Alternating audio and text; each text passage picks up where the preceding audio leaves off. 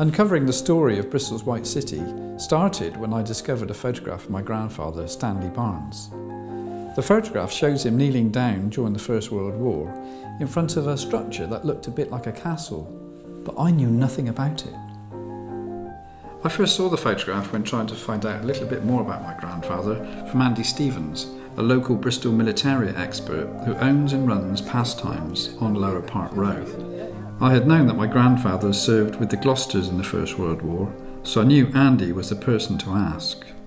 Over the years, I've always had a very great interest in the local scene of militaria and what went on in Bristol through the centuries. And I sort of picked up postcards from the periods and I sort of collect them and file them. And then somebody like you comes along and puts it together into a story. This is part of a series of photographs done by local photographers at the time when the 12th Gloucesters had just been recruited and was being trained up down at the White City, which was down at Ashton. The building at the back is one of the buildings that was built for the International Exhibition in Bristol of 1914.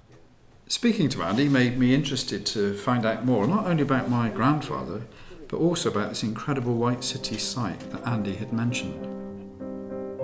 It would have been an extraordinary sight for people to see, with objects on display from the Royal Collection, a Shakespearean village, a troop of lions, the Eastern Tea Gardens, and even a roller coaster amongst the many attractions on show.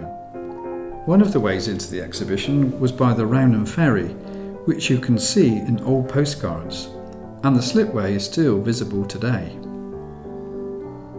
One of the places where I found out a lot of information was here at Bristol Record Office, helped by people like Ali Dillon.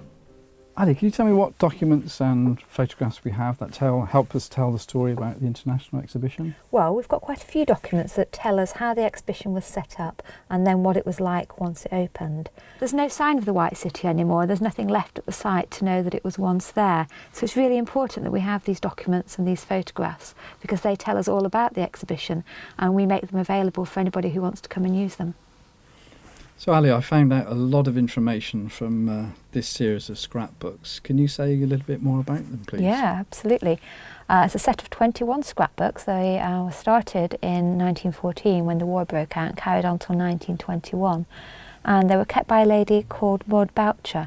Her own father was actually involved with the Church of England Men's Society and they provided the funds to turn a building into a recreation place for the soldiers. And here it says recreation and writing room, and what that was originally was the Eastern Tea Gardens at the exhibition. So it's quite exotic to something a bit more mundane, but you can see here there's photographs of the men relaxing on deck chairs, and it's just a place for them to rest and relax as part, while they're doing their training.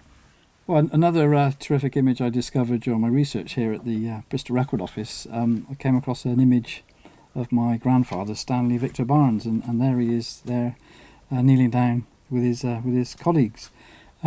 Terrific, really, because this image wasn't in the family collection anywhere, and to find it here in Bristol in the Record Office was a real treat. Apart from these documents, there's no obvious trace that this part of Bristol's history once stood on the banks of the River Avon. Despite it being an incredible exhibition, not everything went to plan. So the Bristol International Exhibition of 1914 was not a financial success. The receiver was called in before war breaks out on the 4th of August. And by the time that did happen, the War Office wanted a barracks. And so from being built to inspire a generation, this site was transformed for war. The White City Exhibition soon became the White City Barracks, with the temporary buildings housing initially the Bristol's own battalion of the Gloucestershire Regiment. One of the early recruits was Harold Hayward.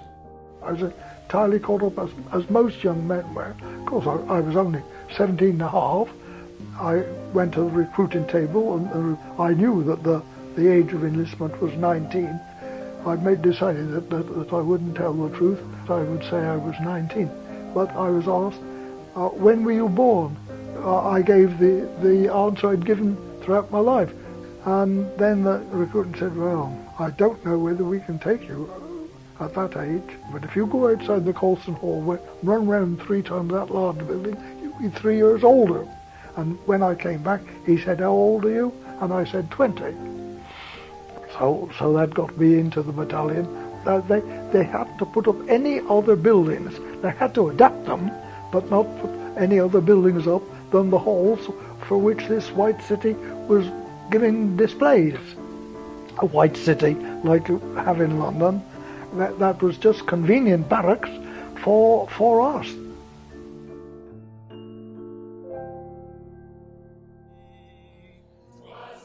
All of these discoveries led me to writing my book, Bristol's Lost City, which includes many of the amazing photographs and stories I collected along the way.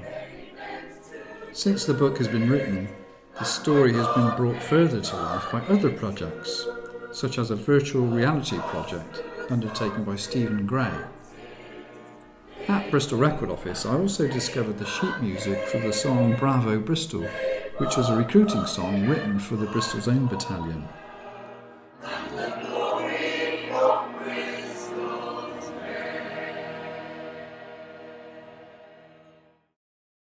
Today, nothing remains of the White City site, either the exhibition or the barracks.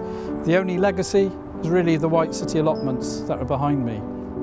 For me, uncovering the story of Bristol's White City has been a real journey of discovery, not only on a personal basis, but also discovering this previous untold story of what was here in South Bristol in 1914.